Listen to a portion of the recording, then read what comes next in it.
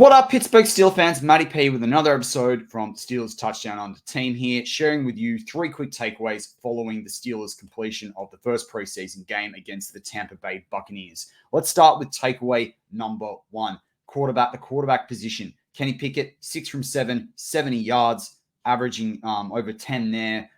Touchdowns 1, no sacks, quarterback rating 147.9. Can't ask anything more from one drive. Mason Rudolph, 7 for 12, 132 yards, averaging over 11, 1 TD, 2 sacks. He was sacked twice for 13 yards, quarterback rating 124.3. This leads to takeaway number 1. The Steelers' backup at the moment is defined as Mitch Trubisky. He had 1 from 4, 10 yards, 2.5 average, 1 interception. Not good enough. Right now, he's the Steelers' backup quarterback. Really, where I think they're going is he's a 2A, Mason Rudolph's a 2B. That's how it sits right now to me. And quite honestly, the gap between 2A and 2B is definitely closing. Second takeaway, the rushing. We wanted and knew as Steelers fans that based on what we'd heard from training camp, based on Matt Canada being able to implement a more complete offense on what we understand to be the Matt Canada offense, we've yet to see that in his time with the Steelers. This is what we knew that this season we were hoping to see more of that. There's versatility in the rush game. Now, Najee Harris didn't have any rushes this game. He was kept out. But Calvin Austin had 2 for 23 yards. That was pretty cool. 1 was the sweep. Anthony McFarland Jr., 3 for 18. Nice with the TD. Mason Rudolph had 2 scrambles, so we'll put that aside to one side, but he's extra offensive yards from him. Jaylen Warren had 3 for 13, 4.3. He's shown enough last year, but he had that long run of 10. I should go back to Calvin Austin having a long run of 17. And then you had Darius Haggins, 4 carries for 13 yards, average of 3.3. Greg Bell, he had over 6 carries as well. Otherwise, Connor Hayward had that one run. Marky D, my co-host, on his live stream, sort of called that one. That was cool to see.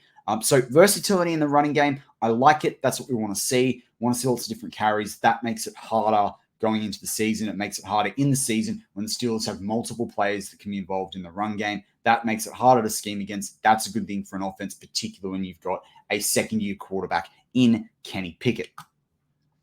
The next thing I wanted to talk about was on the third takeaway is the defense. Now, I'm going to go back and do some more analysis, sit down there, watch it more from the plays, very much watch it with my fan hat on so far.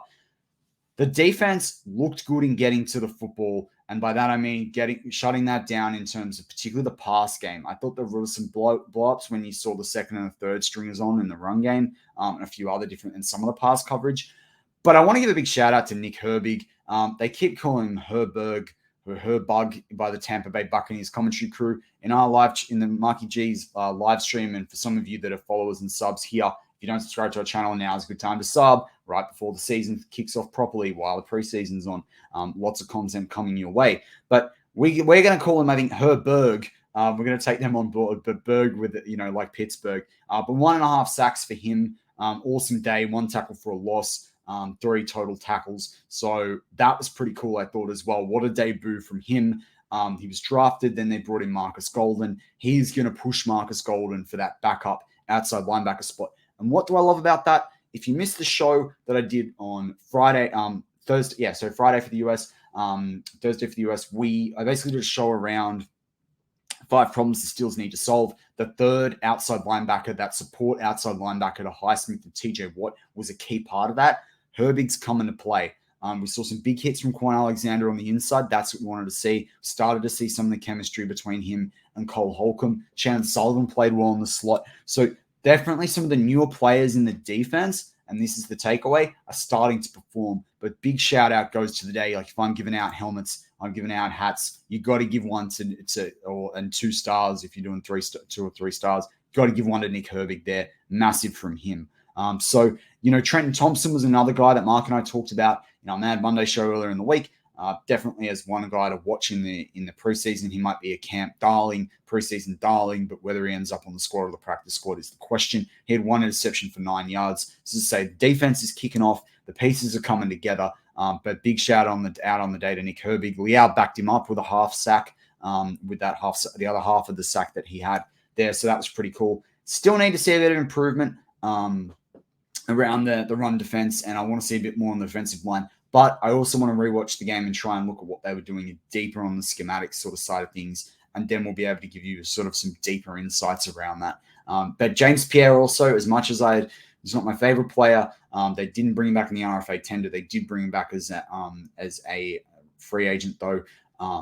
His guy's probably looking at the practice squad. Otherwise, the last spot on the cornerback roster. He had 10 tackles, total 9 solo. That's pretty big effort on the day. Mark Robinson had a lot of tackles too. He was the second highest on the leaderboard for tackles amongst the Steelers. So the defense is pumping. Nick Herbig's the takeaway there. The other two takeaways are a lot of different versatility in the run game. Calvin Austin, he gets a star or a hat or a helmet, whatever you want to call it, for his performance, his first performance in the Steelers jersey. Remember, he got injured in preseason and in training camp last year. And hey, Mason Rudolph, he's coming for Mitch Trubisky's spot, regardless of what anyone thinks. But yeah, excited to see pick up other things when I go back and watch it. Excited for what we see coming into the week in training camp post this game. Excited ahead of week 2 in the preseason. Can't wait. As always, go Steelers.